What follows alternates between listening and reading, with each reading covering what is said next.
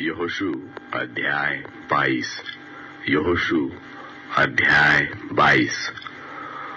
उस समय यहोशू ने रूबेनियों, गादियों और मनश्शे के आधे गोत्रियों को बुलाकर कहा, जो आज्ञा यहोवा के दास मूसा ने तुम्हें दी थी वह सब तुमने मानी है, और जो आज्ञा मैंने तुम्हें दी है उन सबों को भी तुमने माना है।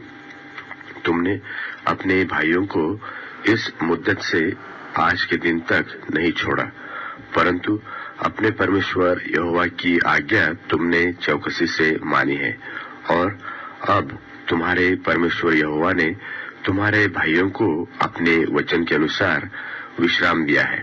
इसलिए अब तुम लौटकर अपने अपने डेरों को और अपने निजी भूमि में, जिसे यहोवा के दास मूसा ने यरदन पार तुम्हें दिया है, चले जाओ।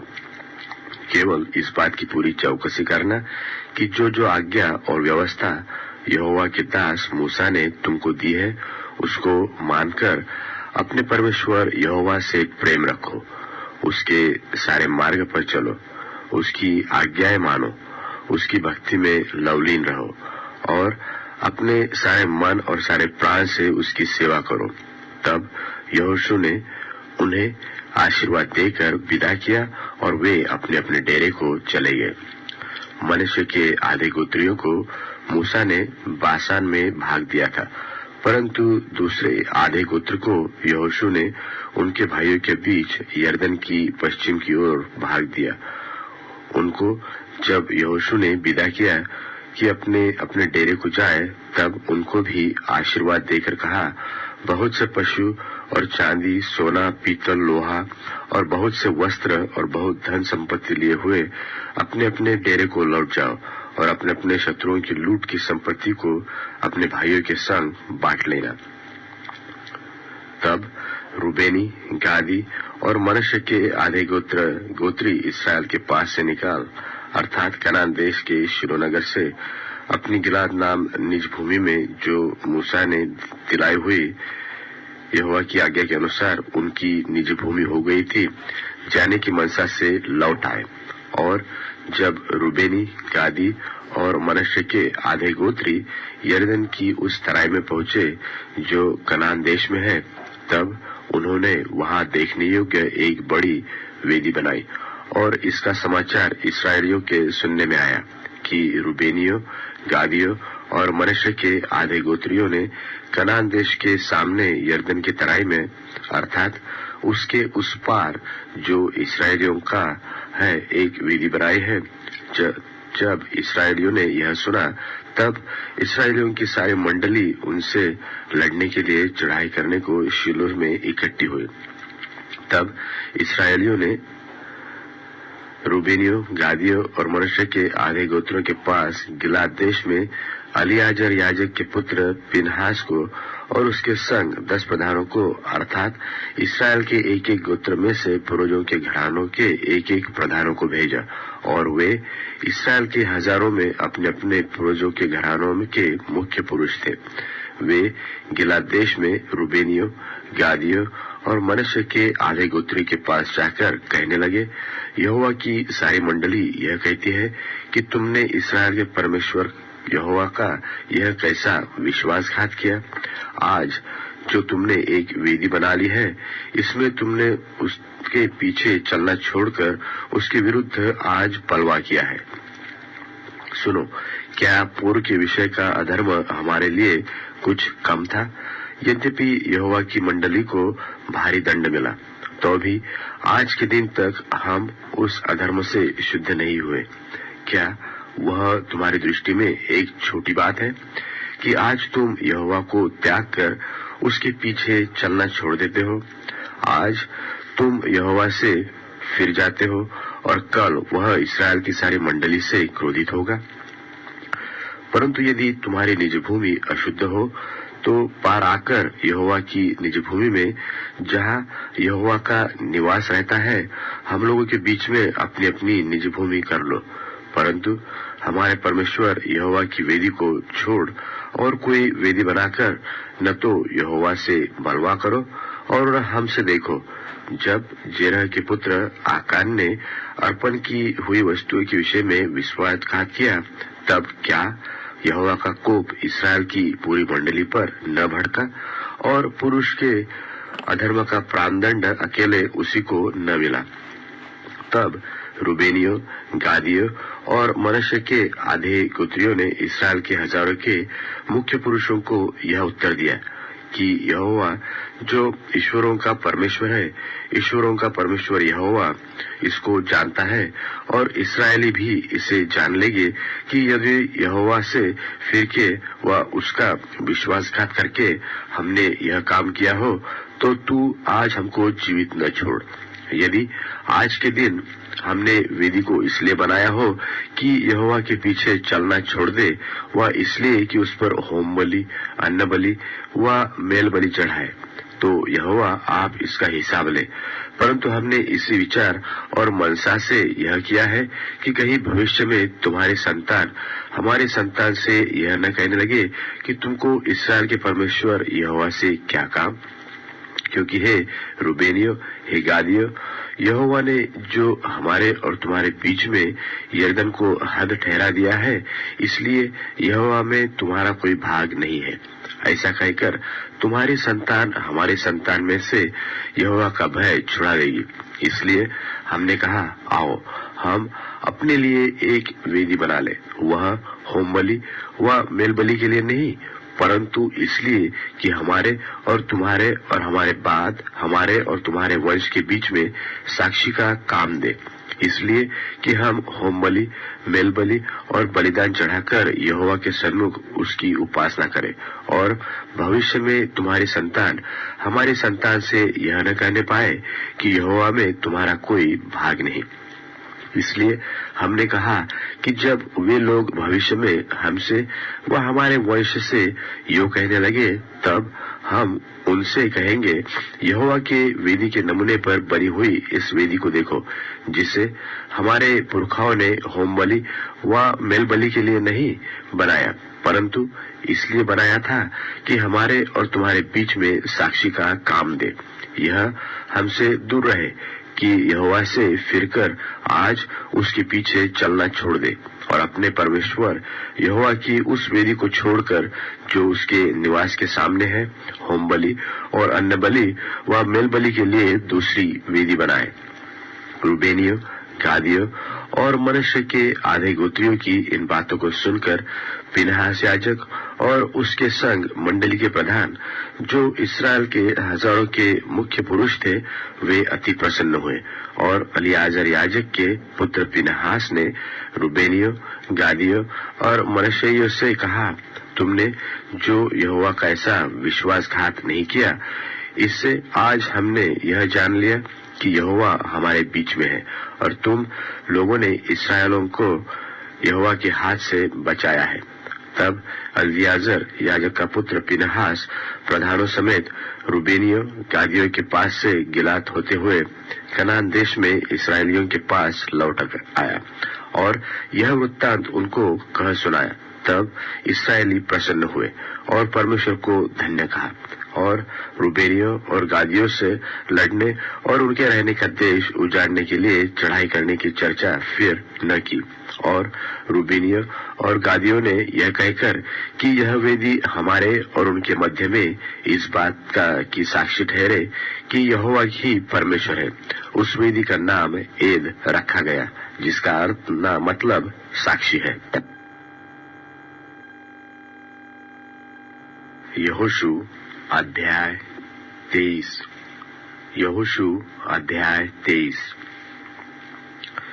इसके बहुत दिनों के बाद जब यहोवा ने इस्राएलियों को उनके चारों ओर के शत्रुओं से विश्राम दिया और यहोशू बूढ़ा और बहुत आयु का हो गया, तब यहोशू सब इस्राएलियों को अर्थात पुरनियों, मुख्य पुरुषों, न्यायियों और सरदारों को बुलाकर कहने लगा, मैं तो अब बूढ़ा और बहुत आयु का हो गया हूँ, और तुमने देखा है कि तुम्हारे परमेश्वर यहोवा ने तुम्हारे निमित्त इन सब जातियों से क्या क्या किया, क्योंकि जो तुम्हारी ओर लड़ता आया है वह तुम्हारा परमेश्वर यहोवा है। देखो, मैंने इन बची हुई जातियों को चिट्ठी डालकर तुम्हारे गोत्रों का भाग कर दिया है और यर्दन से लेकर सूर्यास्त की ओर के बड़े समुद्र तक रहने वाली उन सब जातियों को भी ऐसा ही दिया है जिनको मैंने काट डाला है। और तुम्हारा परमेश्वर यहोवा उनको तुम्हारे सामने से उनके देश से निकाल देगा और तुम अपने परमेश्वर यहोवा के वचन के अनुसार उनके देश के अधिकारी हो जाओगे। इसलिए बहुत हियाव बांधकर जो कुछ मूसा की व्यवस्था की पुस्तक में लिखा है उसके पूरा करने में चौकसी करना, उससे न तो दाहिने मुड़ना और न बाएं। ये जो जातियां तुम्हारे बीच रह रही है इनके बीच न जाना और न इनके देवताओं के नामों की चर्चा करना और न उनकी शपथ खिलाना और न उनकी उपासना करना और न उनको दंडवत करना, परंतु जैसे आज के दिन तक तुमने अपने परमेश्वर यहोवा की भक्ति में लवलीन रहते हुए वैसे ही रहते रहना। यहोवा ने तुम्हारे सामने से बड़ी बड़ी बलवंत जातियां निकाली है और तुम्हारे सामने आज के दिन तक कोई ठहर नहीं सका। तुम में से एक मनुष्य 1000 मनुष्यों को भगा सकता है और भगाएगा, क्योंकि तुम्हारा परमेश्वर यहोवा अपने वचन के अनुसार तुम्हारी ओर से लड़ता है। इसलिए अपने परमेश्वर यहोवा से प्रेम रखने की पूरी चौकसी करना, क्योंकि यदि तुम किसी रीति से यहोवा से फिरकर इन जातियों के बाकी लोगों से मिलने लगो जो तुम्हारे बीच बसे हुए रहते हैं और इनसे ब्याह शादी करके इनके साथ समधियाना रिश्ता जोड़ो, तो निश्चय जान लो कि आगे को तुम्हारा परमेश्वर यहोवा इन जातियों को तुम्हारे सामने से नहीं निकालेगा और ये तुम्हारे लिए जाल और फंदे और तुम्हारे पांजरों के लिए कोड़े और तुम्हारी आंखों में कांटे ठहरेगी। और अंत में तुम इसी भूमि पर से जो तुम्हारे परमेश्वर यहोवा ने तुम्हें दी है नष्ट हो जाओगे। सुनो, मैं तो अब सब संसारियों को की गति पर जाने वाला हूँ और तुम सब अपने अपने हृदय और मन में जानते हो कि जितनी भलाई की बातें हमारे परमेश्वर यहोवा ने हमारे विषय में कही उनमें से एक भी पूरी हुए बिना नहीं रही। वे सब की सब तुम पर घट गई, उनमें से एक भी बिना पूरी हुई नहीं रही। तो जैसे तुम्हारे परमेश्वर यहोवा की कही हुई सब भलाई की बातें तुम पर घटी है, वैसे ही यहोवा विपत्ति की सब बातें भी तुम पर घटाते घटाते तुमको इस अच्छी भूमि के ऊपर से जिसे तुम्हारे परमेश्वर यहोवा ने तुम्हें दिया है सत्यानाश कर डालेगा। जब तुमको वाचा को जिसे तुम्हारे परमेश्वर यहोवा ने तुमको आज्ञा देकर अपने साथ बंधाया है उल्लंघन करके पराये देवता की उपासना और उनको दंडवत करने लगो, तब यहोवा का कोप तुम पर भड़केगा और तुम इस अच्छे देश में से जिसे उसने तुमको दिया है शीघ्र नष्ट हो जाओगे। यहोशू अध्याय 24। यहोशू अध्याय 24।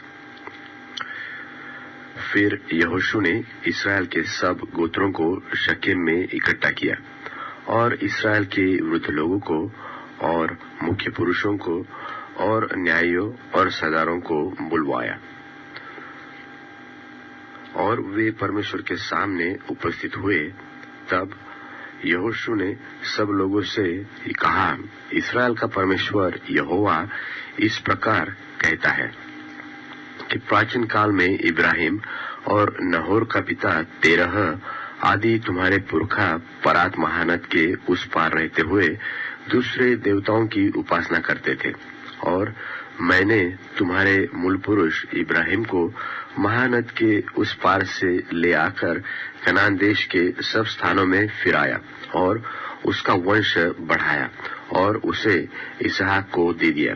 फिर मैंने इसहाक को और याकूब और एसाव को दे दिया और एसाव को मैंने सेर नाम पहाड़ देश दिया कि वह उसका अधिकारी हो, परंतु याकूब बेटों पोतों समेत मिस्र को गया। फिर मैंने मूसा और हारून को भेजकर उन सब कामों के द्वारा जो मैंने मिस्र में किए उस देश को मारा और उसके बाद तुमको निकाल लाया, और मैंने तुम्हारे पुरखाओं को मिस्र में से निकाल लाया। और तुम समुद्र के पास पहुंचे, और मिस्रियों ने रथ और सवारों को संग लेकर लाल समुद्र तक तुम्हारा पीछा किया। और जब तुमने यहोवा की दुहाई दी, तब उसने तुम्हारे और मिस्रियों के बीच में अंधियारा कर दिया, और उन पर समुद्र को बहाकर उनको डुबा दिया। और जो कुछ मैंने मिस्र में किया, उसे तुम लोगों ने अपनी आंखों से देखा। फिर तुम बहुत दिन तक जंगल में रहे। तब मैं तुमको उन एमोरियों के देश में ले आया, जो यरदन के उस पार बसे थे, और वे तुमसे लड़े, और मैंने तुम्हारे वंश में कर दिया, और तुम उनके देश के अधिकारी हो गए, और मैंने उनको तुम्हारे सामने से सत्यानाश कर डाला। फिर मोआब के राजा सिप्पोर का पुत्र बालाक उठकर इस्राएल से लड़ा, और तुम्हें शाप देने के लिए बोर के पुत्र बेलाम को बुलवा भेजा। परंतु मैंने बेलाम की सुनने के लिए नहीं कि वह तुमको आशीष ही आशीष देता गया। इस प्रकार मैंने तुमको उसके हाथ से बचाया। तब तुम यरदन पार होकर यरीहो के पास आए, और जब यरीहो के लोग और एमोरी, परिज्जी, कनानी, हित्ती, गर्गाशी, हिवी और यबूसी तुमसे लड़े, तब मैंने उन्हें तुम्हारे वश में कर दिया, और मैंने तुम्हारे आगे बर्रों को भेजा, और उन्होंने एमोरियों के दोनों राजाओं को तुम्हारे सामने से भगा दिया। देखो, यह तुम्हारी तलवार व धनुष का काम नहीं हुआ। फिर मैंने तुम्हें ऐसा देश दिया जिसमें तुमने परिश्रम न किया था, और ऐसे नगर भी दिए जिन्हें तुमने न बसाया था, और तुम उनमें बसे रहे हो। और जिन दाख और जलपाई के बगीचों के फल तुम खाते हो, उन्हें तुमने नहीं लगाया था। इसलिए अब यहोवा का भय मानकर उसकी सेवा खराई और सच्चाई से करो, और जिन देवताओं की सेवा तुम्हारे पुरखा महानद के उस पार और मिस्र में करते थे, उन्हें दूर करके यहोवा की सेवा करो। और यदि यहोवा की सेवा करनी तुम्हें बुरी लगे, तो आज चुन लो कि तुम किसकी सेवा करोगे, चाहे उन देवताओं की जिनकी सेवा तुम्हारे पुरखा महानद के उस पार करते थे, और चाहे एमोरियों के देवताओं की सेवा करो जिनके देश में तुम रहते हो। परंतु मैं तो अपने घराने समेत यहोवा ही की सेवा नित करूंगा।